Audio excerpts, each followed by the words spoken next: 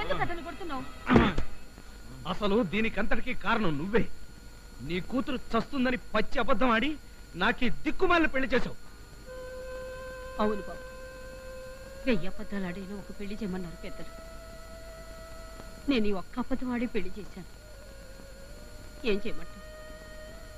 ఏ ఆధారం లేని ఆడదాను, ఇంటి నిండానేమో వయసు వచ్చిన ఆడపిల్లలు.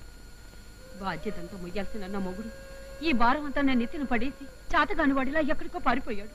చూడు, నువ్వెన్ని నిమ్మకాయ డిప్పలు కళ్ళల్లో పిండుకుని కన్నీళ్లు కార్చినా నేను మాత్రం కరగను. నేను చచ్చిపోయే అమ్మాయిని పెళ్లి చేసుకున్నానే గాని దాంతో కాపురం చేయాలని కాదు. నాకు ఆల్రెడీ వేరే అమ్మాయితో లవ్ అఫైర్ ఉంది. దాంతోనే పెళ్లి, దాంతోనే కాపురం, దాంతోనే స్వర్గం, దాంతోనే సర్వం. కాబట్టి దీనికి విడాకులు ఇవ్వడం ఖాయం. నువ్వు ఒక్కడివే విడాకులు ఇస్తే సరిపోదు బాబు, మా అమ్మాయి కూడా ఇవ్వాలిగా. అదెందుకు ఇస్తుంది? ఇవ్వదుగా. నువ్విలా అడ్డం తిరుగుతావని తెలిసే సాక్ష్యాలు లేకుండా సీక్రెట్ గా పెళ్లి జరిపించాను.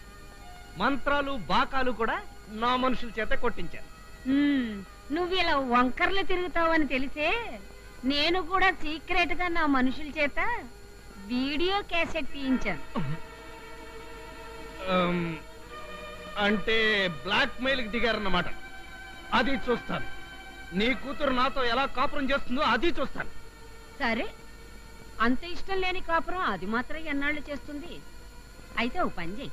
ఏమిటి? నా మిగతా 3 కూతుళ్ళ పెళ్లిళ్ళు నువ్వు చెయ్యి, అప్పుడు నేనే దాని చేత నీకు విడాకులు పించేస్తాను.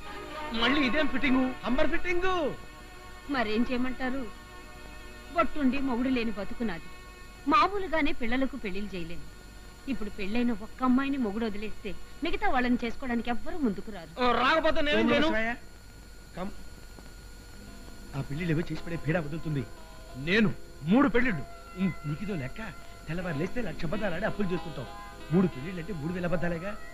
ఎవరో గొట్టంగాళ్ళు తీసుకొచ్చి ముడి పెట్టేసి ప్రాబ్లం తీరిపోతుంది. ఈ ఐడియా ఏదో బానే ఉంది. 3 గొట్టంగాళ్ళు ఎక్కడ చచ్చారు?